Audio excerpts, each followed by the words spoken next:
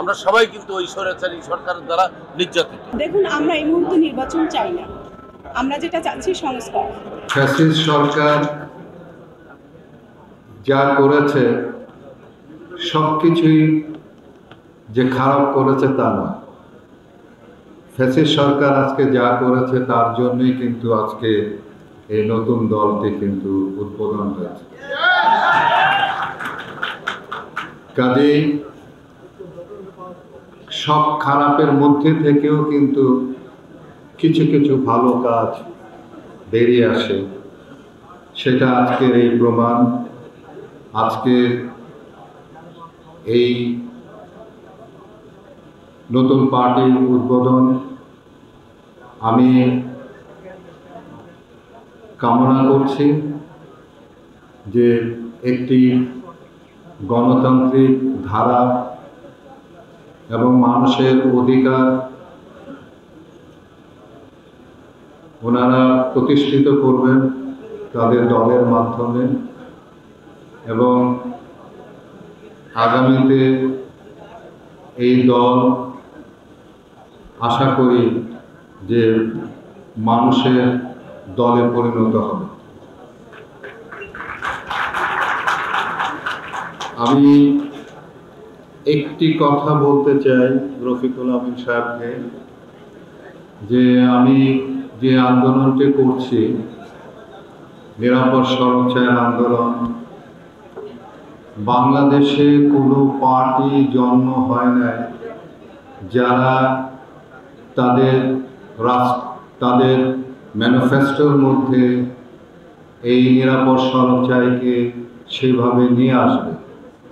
আমি আশা করেছিলাম যে রফিক সাহেব অন্তত এই জিনিসটিকে নিয়ে আসবেন, কিন্তু আপনি আনেন নাই কেন? তো আমার এটি দাবি রইল আপনার প্রতি যে নিরাপদ সড়ক চাই বিষয়টিকে আপনাদের ম্যানিফেস্টোর মধ্যে নিয়ে আসবেন ইনশাআল্লাহ। এবং অবশ্যই এই যে দেখেন যে কত মানুষের দাবি, কত মানুষ এখানে যারা এসেছে তাদের মধ্যে থেকে তাদের কত আপনজনকে তারা হারিয়েছে। তো কাজেই সেই বিষয়টিকে আমরা অপেক্ষা করছি সারা জীবন। এই 54 বছরের এই রাজনৈতিক জীবনে আমরা প্রত্যেকটি মুহূর্তে আমরা কিন্তু এটিকে উপলব্ধি করেছি, কিন্তু আমরা কখনোই কিন্তু এটিকে বাস্তবায়ন করার জন্য সরকারিভাবে সে উদ্যোগ কিন্তু কখনো গ্রহণ করা হয়নি।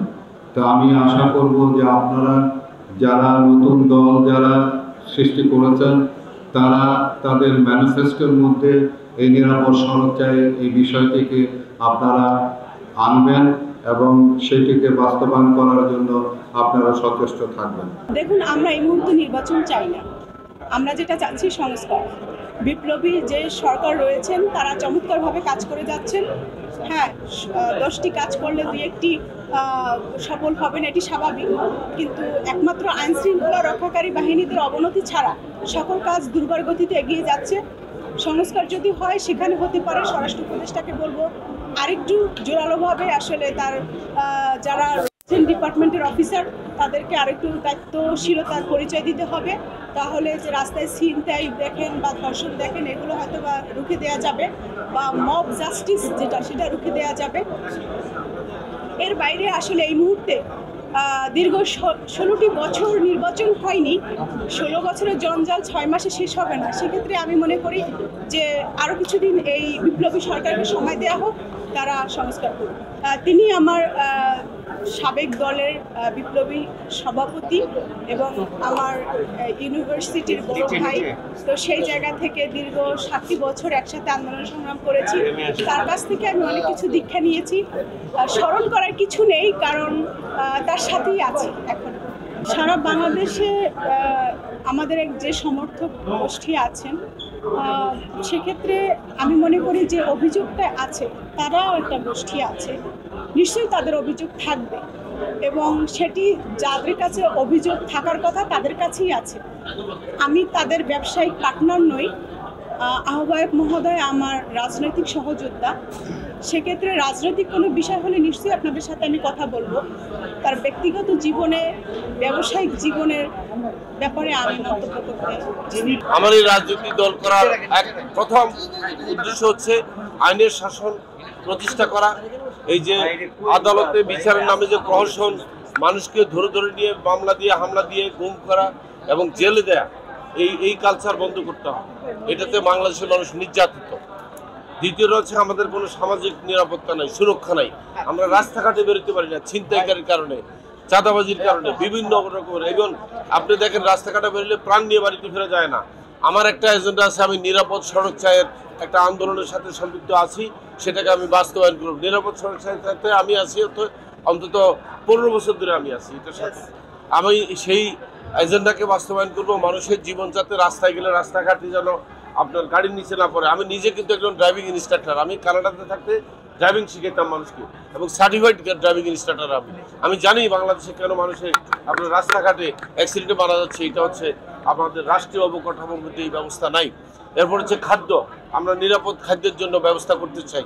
এরপর আমরা কি করতে চাই, আমরা চাই মানুষ যেন শিক্ষা দীক্ষা যেন তার ইন্টারমিডিয়েট পর্যন্ত তার জন্য শিক্ষা ব্যবস্থা বিনামূল্যে থাকে, স্বাস্থ্যসেবা প্রান্তিক পর্যায়ে ফ্রি, এবং আরও উপরের দিকে মধ্যবিত্ত পর্যায়ে, সহনীয় পর্যায়ে আমরা স্বাস্থ্যসেবা রাখবো। কোনো জায়গায় কোনো মুমূর্ষু রোগী যেন কোনো হাসপাতালে গিয়ে কথা না শোনে যে হাসপাতালে সিট নাই। আমরা সব জায়গায় বাধ্যতামূলক একটা ব্যবস্থা ইনশাল্লাহ রাখবো। আমাদের কাছে কোনোটাই চ্যালেঞ্জ নাই ইনশাল্লাহ। যদি ইচ্ছা থাকে, আমি একটা কথা বলি সবসময়, যদি ইচ্ছা থাকে মানুষ তার নিজেকে পরিবর্তন করতে পারে 1 মিনিটে। আর যত স্বল্প সময়ে রাজনৈতিক নির্বাচন দেখ না কেন, আমরা প্রস্তুত আছি। কিন্তু বিষয় হচ্ছে আমরা অন্যভাবে প্রস্তুত নাই।